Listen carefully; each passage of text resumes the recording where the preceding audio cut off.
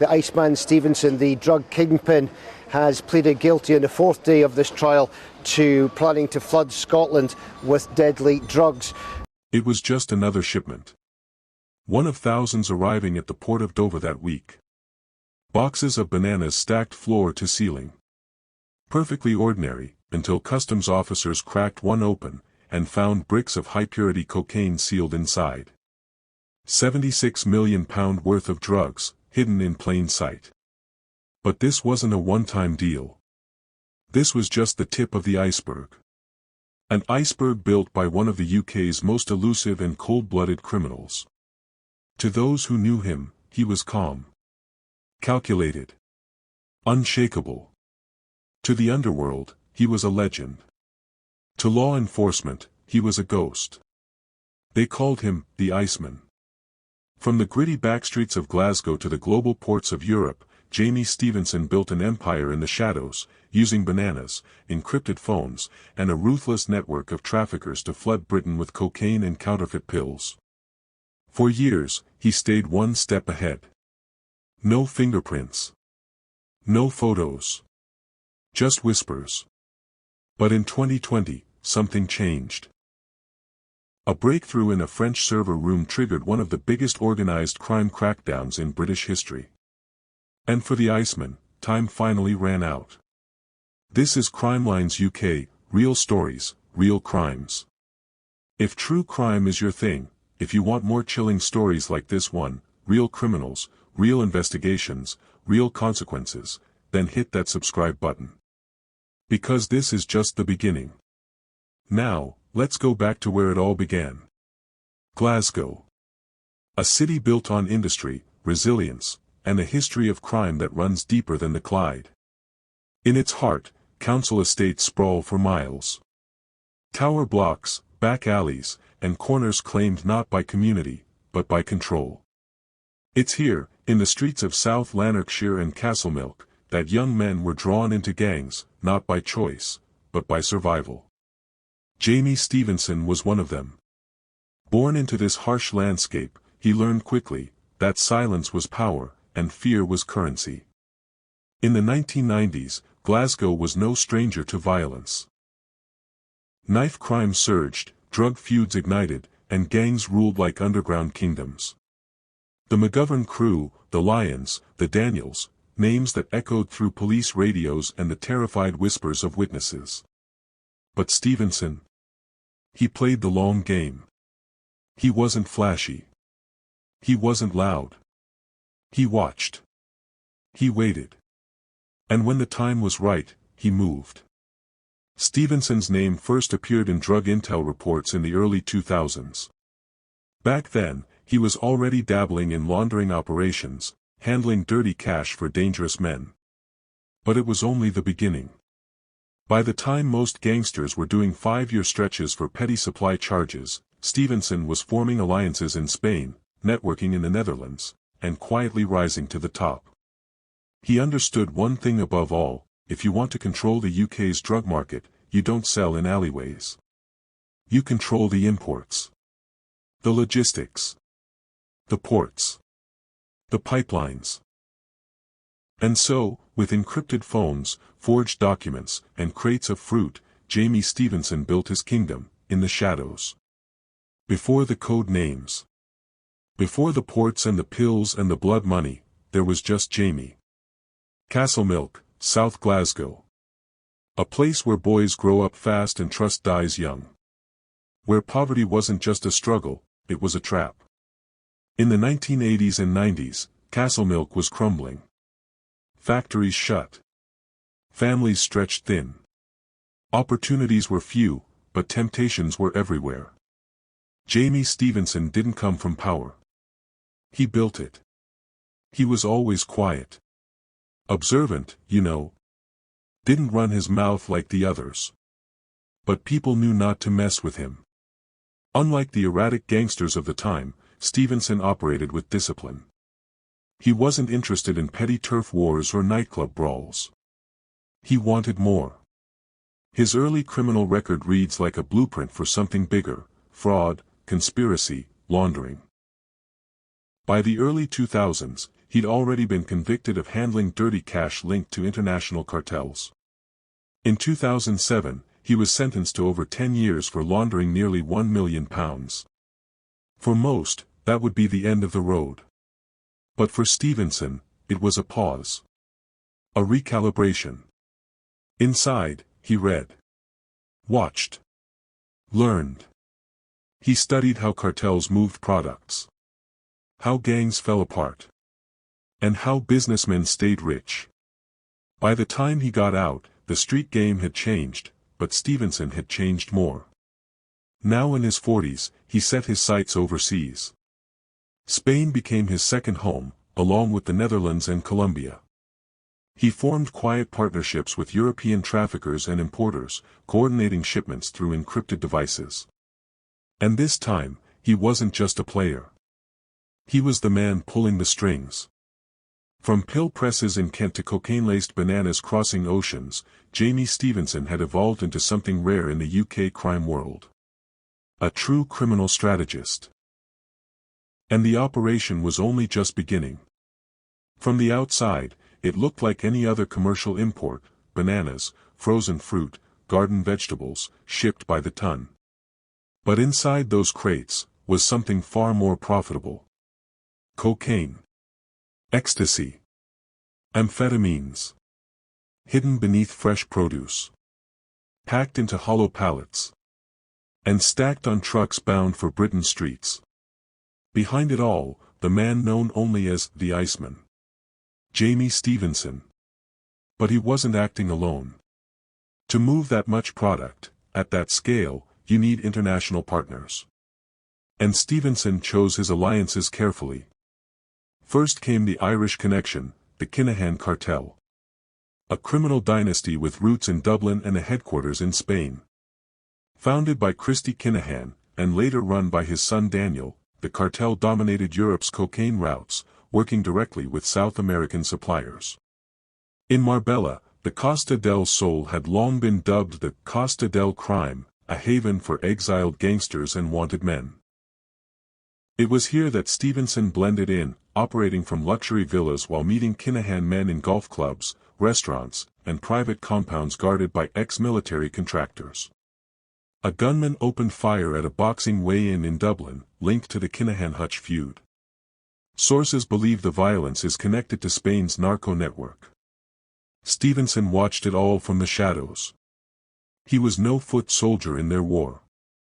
He was their partner, managing shipments, cleaning money, and helping distribute through the UK's darkest channels. From Costa Blanca, he built ties with Moroccan hashish smugglers. From Rotterdam, he liaised with Dutch logistics brokers tied to Balkan traffickers. He didn't just move drugs, he built an ecosystem. And at the center of it all, EncroChat. An encrypted messaging system that made the criminal underworld feel invincible. With one swipe, Stevenson could greenlight a shipment from Valencia, and arrange its arrival at Tilbury or Liverpool. He used code names, drop locations, and burner identities.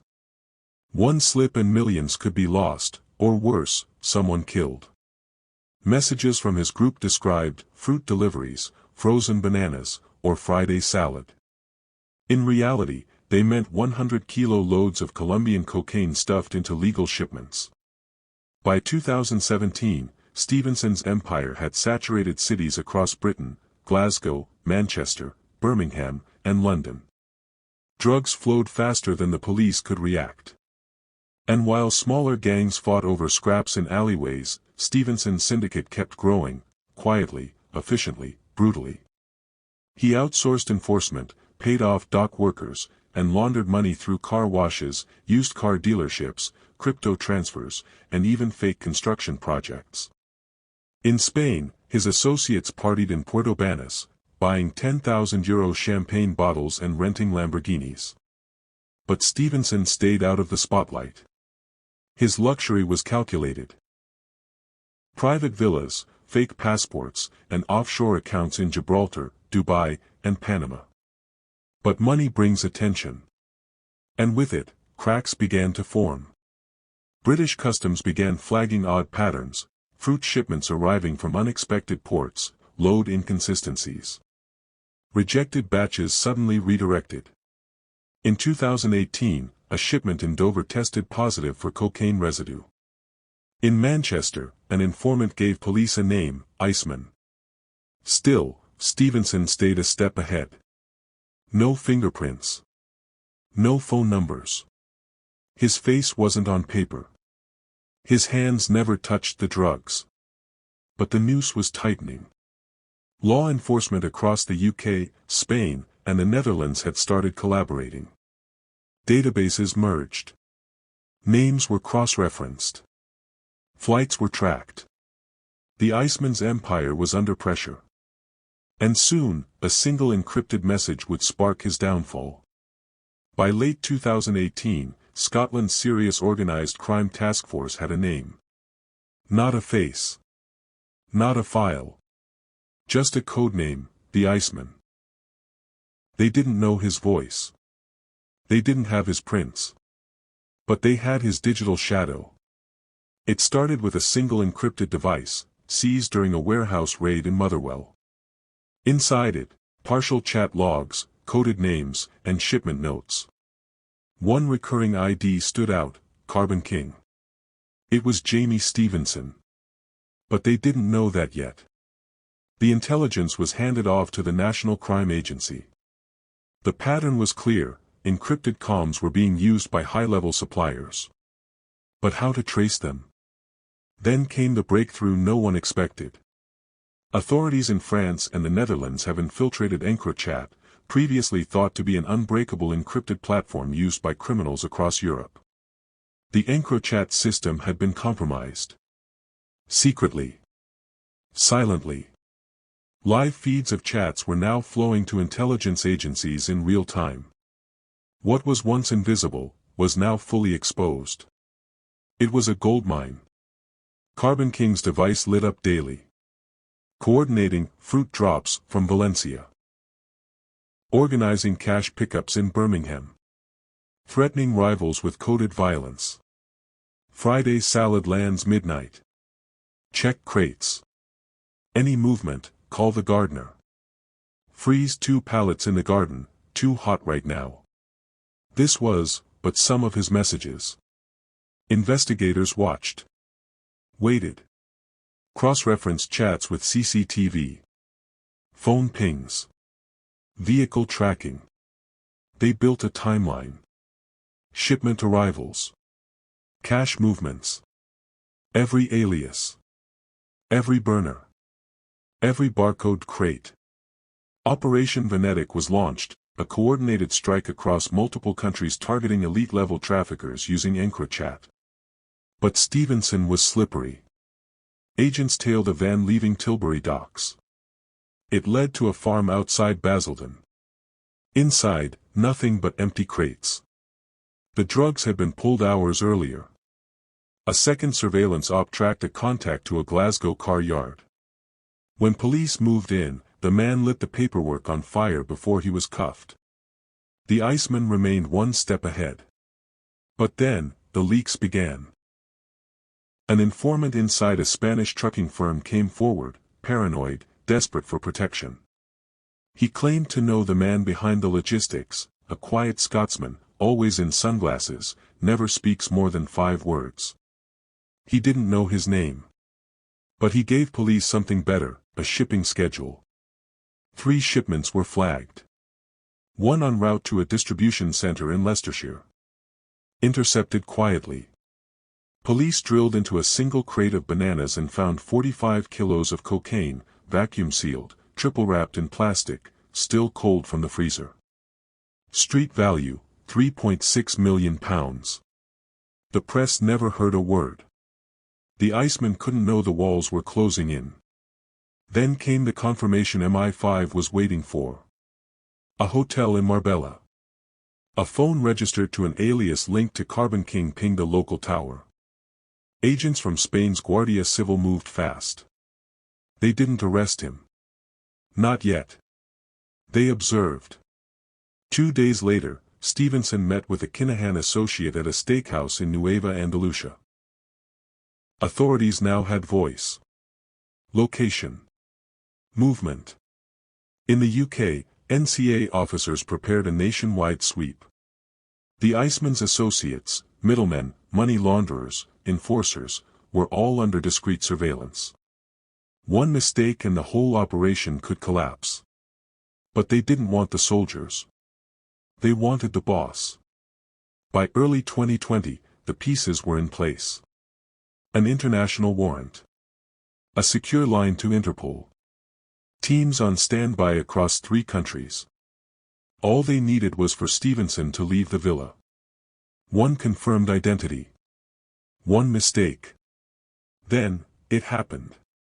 He flew to Malaga under a fake name. But customs flagged an old alias used by a known associate. Spanish police followed him for 3 days. And when he boarded a private vehicle to Gibraltar, authorities made their move. Jamie Stevenson, the Iceman, was in custody. No shootout. No warning. Just steel cuffs in the rain, and silence. Back in Scotland, the NCA finally had what they needed. The web could now unravel. March 2020. After years in the shadows, after evading capture from London to Lisbon, after orchestrating hundreds of millions in drug movements across Europe, Jamie Stevenson was no longer a ghost. He was in handcuffs. Arrested on the edge of the Rock of Gibraltar, as Spanish and British agents converged on a black SUV heading toward the border. No resistance. No words. Just a man with cold eyes, and a life unraveling in seconds. At that moment, the Iceman melted. Breaking, international drug trafficker Jamie Stevenson arrested in Gibraltar, part of £100 million criminal network. Cocaine kingpin nabbed after encroachat sting, believed to be linked to Kinahan cartel. Banana shipments used as cover for massive UK drug trafficking ring. The news exploded across Europe. Photos of Stevenson in custody, head bowed, beard unshaven, circulated on front pages from Glasgow to Madrid. On social media, former associates went silent. Burner phones were dumped. Some fled Marbella. Others were arrested within days. In 1 week, 26 coordinated raids across the UK led to 13 arrests. 4 money laundering sites were shut down. Police seized £3.1 million in cash, gold bars, encrypted phones, and multiple high-end vehicles. In the Scottish underworld, panic spread. Stevenson had been feared, not just for his power, but his precision. His absence created a void. Small gangs scrambled to fill it. Tensions erupted. Murders in Maryhill. Shootings in Postle Park. Dealers with old debts vanished. It wasn't just drugs. He ran everything: transport, protection, the cash. When they took him out, the whole thing broke down. We saw the worst of it. An anonymous resident reported. But it wasn't just gang members who felt the fallout. Families torn by addiction watched in stunned silence. For years, their children had bought the poison that flowed through Stevenson's network. In Postle and Drumchapel, youth workers said overdoses dropped weeks after the arrest. The product had dried up. Still, others questioned the cost. Some residents blamed law enforcement for allowing the network to operate unchecked for so long. It's not just about arresting a kingpin. It's about the system that lets a man like him rise to power without anyone noticing, or caring. A councilman said. Meanwhile, in a high-security facility near Madrid, Stevenson awaited extradition to the UK. But he remained silent. No confession. No cooperation. Not a single word to the police. In court, investigators called it one of the most sophisticated trafficking operations in British history. Stevenson had never been caught with drugs in his possession. Never been photographed handling cash. But the data, the messages, the coordination, it painted a picture no one could ignore. He had controlled routes. Directed shipments. Brokered meetings. Ordered violence. And it all came crashing down with one tap on an encrypted screen. As the gavel echoed in the courtroom and the world watched the empire fall, one truth remained clear: even the coldest criminals eventually crack. By the time Jamie Stevenson stood in the dock at the High Court in Edinburgh, the case had already shaken the foundations of the UK's fight against organised crime. But the courtroom wasn't just the end of a years-long operation, it was a public unmasking. A final reckoning for a man known only in whispers as the Iceman. The charges were severe. Multiple counts of conspiracy to supply Class A drugs, money laundering, and directing serious organized crime across international borders. Under the Misuse of Drugs Act 1971 and the Proceeds of Crime Act 2002, these crimes carried heavy penalties. But the prosecution wasn't just aiming for punishment, they were aiming for a precedent. Jamie Stevenson was not a street dealer. He was the architect. The commander. The one pulling strings across continents. Over 3 weeks of intense testimony, the jury was shown encrypted messages from EncroChat, financial records tracing millions in unaccounted transactions, and aerial surveillance of Stevenson meeting with known cartel associates. The Crown's case painted a picture of a man who used banana shipments to mask cocaine cargo, who held meetings in Marbella villas, and who operated with a cold, military precision. But the defense pushed back. They argued that Stevenson had been the victim of overreach, caught up in a wave of prosecutions after the EncroChat leaks, and targeted more harshly because of his past. Mr. Stevenson served his time for previous convictions. The evidence linking him to this conspiracy is circumstantial at best. Nonetheless, the weight of the operation, the scope of drug trafficking, and his criminal history made the outcome all but certain. The verdict: guilty. And the sentence? 20 years imprisonment. Gasps were heard from the gallery. Some cheered. Others stood in stunned silence. Outside the court, reporters scrambled to get reactions. One woman, whose son had overdosed on cocaine believed to be tied to Stevenson's network, told the press, "It won't bring my boy back. But maybe now, some of these monsters will think twice." Stevenson showed no emotion as he was led away. The Iceman, still cold. Drug kingpin Jamie Stevenson sentenced to 20 years, brought down by encrypted phone network bust once linked to the Kinahan cartel. But the story didn't end there. In 2025, Stevenson's legal team filed an appeal, arguing that the 20-year sentence was manifestly excessive.